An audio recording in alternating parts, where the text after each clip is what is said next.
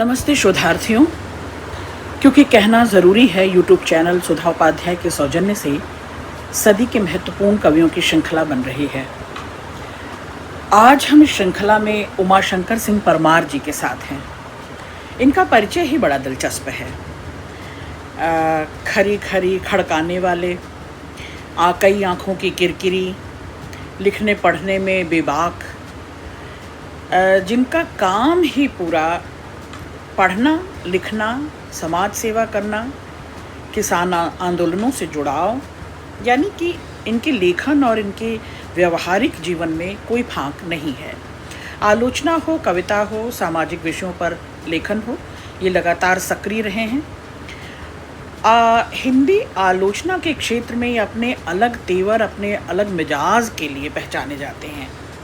इनकी तिख्त, तल्ख और कसैले जो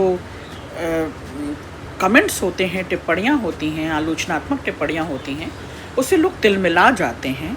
लेकिन सच को सच सच कह देने का जोखिम उठाना ये इस नए युग में ज़रूरी भी है, इस नए संवेदन शून्य दौर में ज़रूरी है। और जब आलोचना इतनी सतही होती जा रही हो, कविकर्म इतना सालजयी होता जा रहा हो, ऐसे में कालजयी रचना की पैरोकार उमाशंकर सिंह परमार जी को आज मैं शोधार्थियों आपके साथ इनका परिचय और इनकी कुछ रचनाओं का वाचन करूंगी, और जो बन पड़ेगा थोड़ा सा विवेचन विश्लेषण हम करेंगे और इनकी रचनात्मक यात्रा तय करेंगे। नए मुहावरे गढ़ रहे हैं, प्रतिपक्ष का पक्ष, ये इनका चर्चित आलोचना कृति है। हिंदी आलोचना में यथार्थ ज़मीन की बात करने वाले, ज़मीनी जिसको कहा जा सकता है आलोचक, और बेबाकी मैंने बताया है, बिंदास टिप्पणियाँ इनकी पहचान बनती हैं। प्रतिपक्ष का पक्ष इनकी आलोचना की पुस्तक है। सुधीर सक्सेना प्रतिरोध का वैश्विक स्थापत्य, ये भी इनकी आलोचना की पुस्तक है। समय के बीज शब्द आलोचना, पाठक और रोजनामचा आलोचना, कविता पथ आलोचना और सहमति के पक्ष में। आपने देखा, प्रतिपक्ष का पक्ष और सहमति के पक्ष, ये आलोचना की कुछ बड़ी रोचक पुस्तकें हैं। हिंदी आलोचना परंपरा और प्रतिवाद, इस पर भी इन्होंने आलोच्य काम किया है, पुस्तक आई है। कविता का काव्यशास्त्र और छायावाद, और सुधीर सक्सेना की लंबी कविताओं पर भी इन्होंने आलोचना की है। असहमति के विरुद्ध, ये इनका अभी प्रकाशनाधीन है आलोचना पुस्तक। इन्होंने संपादन भी किया है मलय रचनावली का, महेंद्र सिंह भटनागर रचनावली का। इसके 7 खंड हैं। प्रकाशन की बात की जाए तो तमाम समसामयिक पत्र पत्रिकाओं में, जैसे उद्भावना है, पाखी, चिंतन दिशा, अक्सर, सृजन सरोकार, व्यंजना, कृतियोर, हिमतरु, नया पथ, मंतव्य, सप्तपर्णी, दुनिया इन दिनों, स्वाधीनता, वर्तमान साहित्य, जनपथ, लहक, प्राची, लमही, सुखनवर,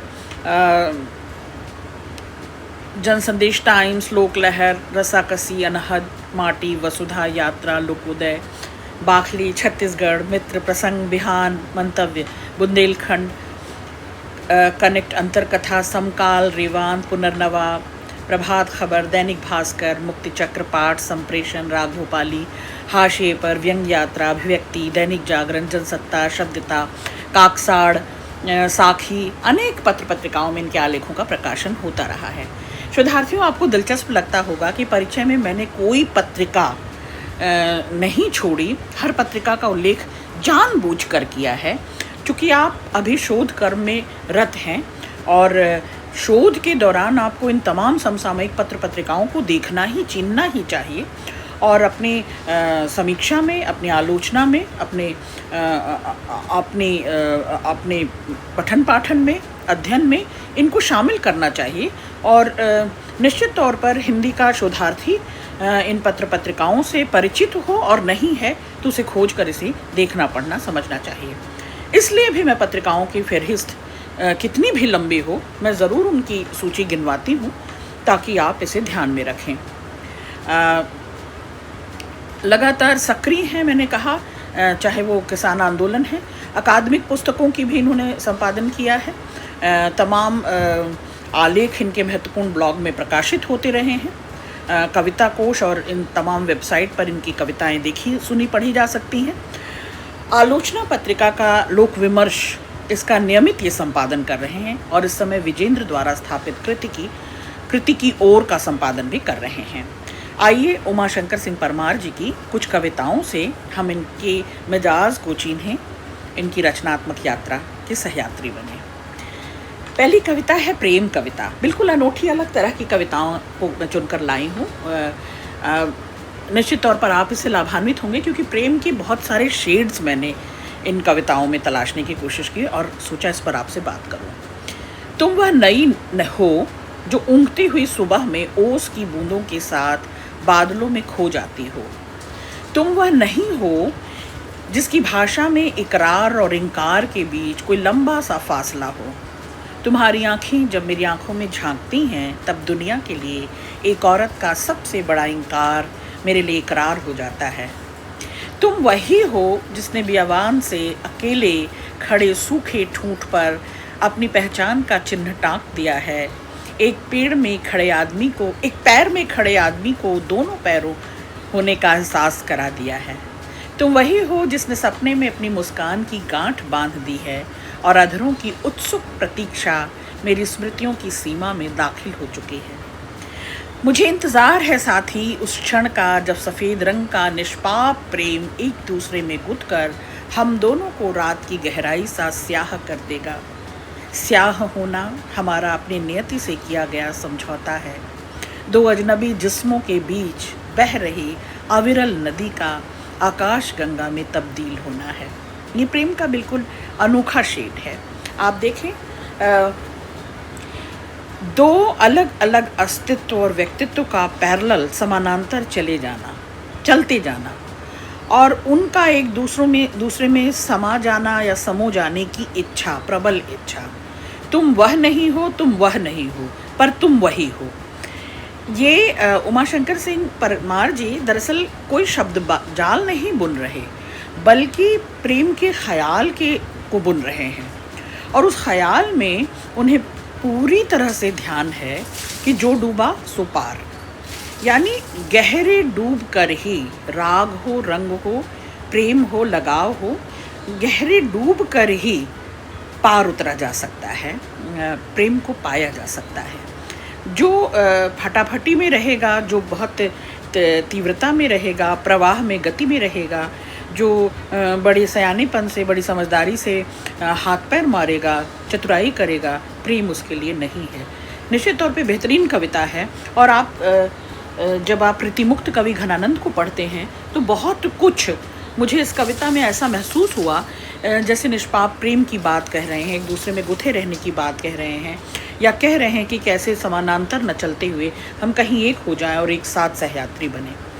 प्रेम पर ही एक दूसरी कविता है।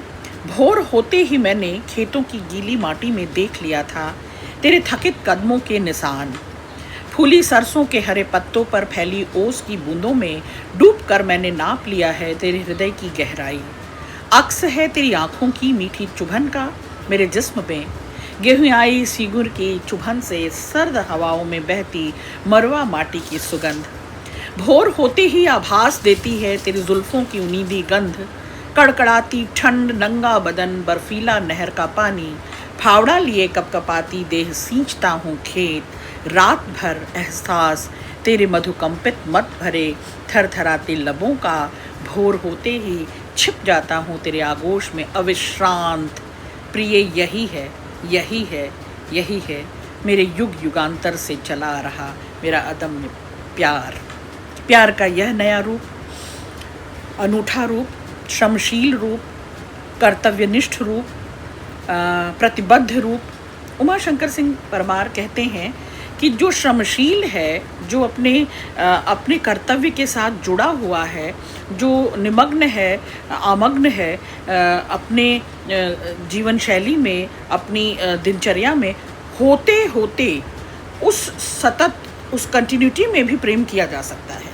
प्रेम को आदत की तरह, प्रेम को निभाने की तरह, प्रेम अलग से किया जाने वाला कोई काम नहीं है।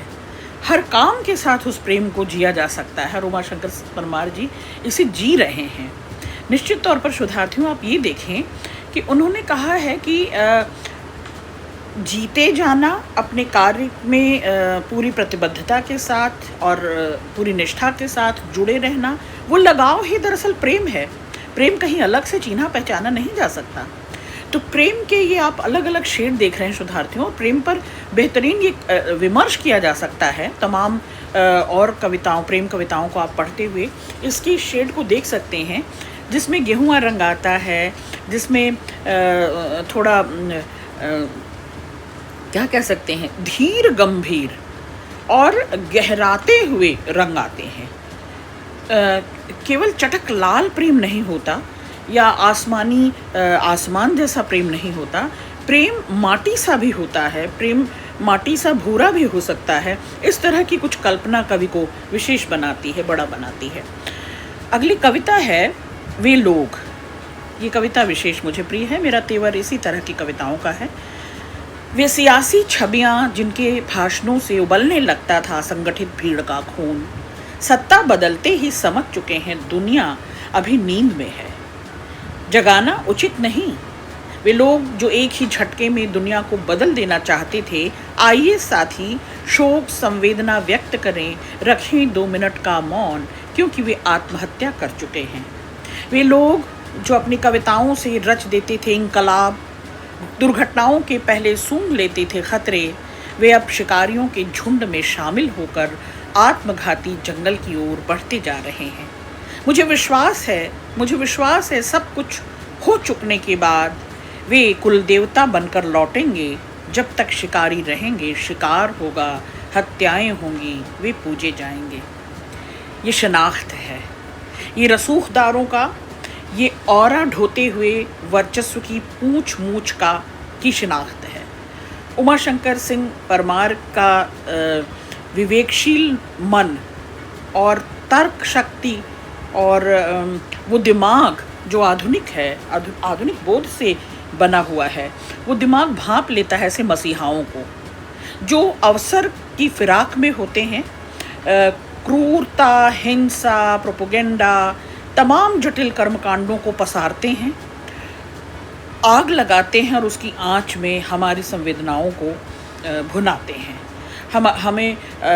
हमें इस्तेमाल करते हैं, हमें अपनी क्या कह सकते हैं, हथियार बनाते हैं अपनी उस राजनीतिक प्रोपेगेंडा की, अपने उस क्रूर कुटिल चतुराई की, वो जो जिसमें हम केवल बार बार छले जाते हैं। और उमाशंकर सिंह परमार एक प्रबुद्ध कवि के नाते, एक सर्जक होने के नाते, एक एक्स्ट्रा सेंसिटिव सोशल बीइंग होने के नाते सचेत करते हैं अपनी सोसाइटी को, अपने समाज को।